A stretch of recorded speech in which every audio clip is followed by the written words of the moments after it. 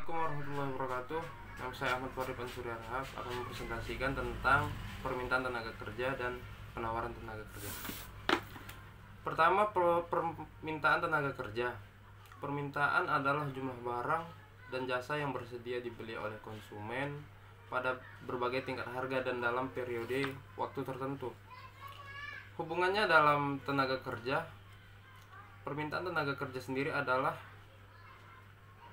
antara tingkat upah dan jumlah pekerja yang dikehendaki oleh pengusaha untuk dipekerjakan, sehingga permintaan tenaga kerja dapat didefinisikan sebagai jumlah tenaga kerja yang dipekerjakan seorang pengusaha pada setiap kemungkinan tingkat upah dan dalam periode tertentu.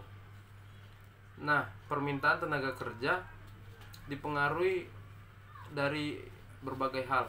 Yang pertama itu perubahan tingkat upah. Perubahan tingkat upah akan mempengaruhi permintaan tenaga kerja, baik tinggi rendahnya permintaan tenaga kerja. Contoh, apabila digunakan asumsi tingkat upah naik misalnya, maka akan terjadi hal-hal sebagai berikut. Yang pertama, naiknya tingkat upah akan menaikkan biaya produksi perusahaan. Selanjutnya, akan meningkatkan pula harga per unit produksi.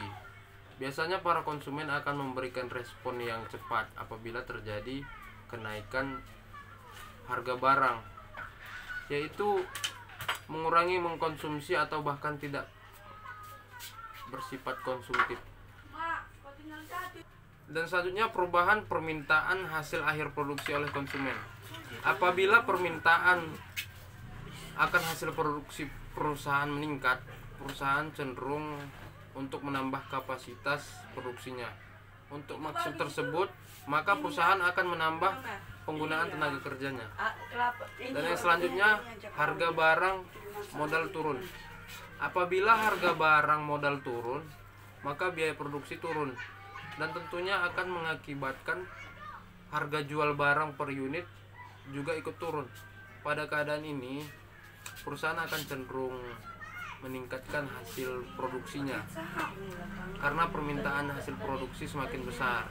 Akibatnya permintaan tenaga kerja meningkat pula. Selanjutnya, penawaran tenaga kerja.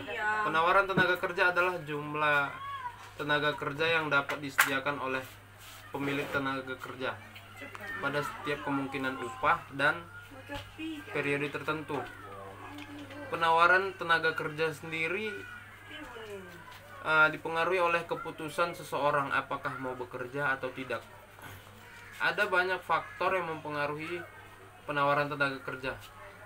Yang pertama itu jumlah penduduk, di mana semakin besar jumlah penduduk, semakin banyak tenaga kerja yang tersedia, baik untuk angkatan kerja atau bukan angkatan kerja.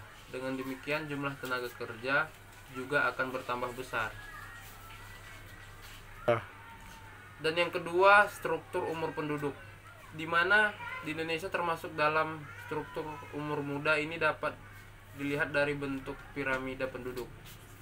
Meskipun bertambahnya penduduk, akan tapi ditekan penawaran tenaga kerja semakin tinggi karena semakin banyak pula penduduk yang memasuki usia kerja. Dan yang ketiga, produktivitas. Produktivitas merupakan suatu konsep yang menunjukkan adanya kaitan antara output dan jam kerja yang dibutuhkan untuk menghasilkan produk dari seseorang tenaga kerja yang tersedia. Dan yang keempat, tingkat upah. Secara teoritis, tingkat upah akan mempengaruhi jumlah penawaran tenaga kerja. Apabila tingkat upah naik, maka jumlah penawaran tenaga kerja juga ikut meningkat ataupun sebaliknya. Dan yang kelima, kebijaksanaan pemerintah. Dalam menelaah penawaran tenaga kerja, maka memasukkan kebijaksanaan pemerintah adalah sesuatu yang sangat relevan.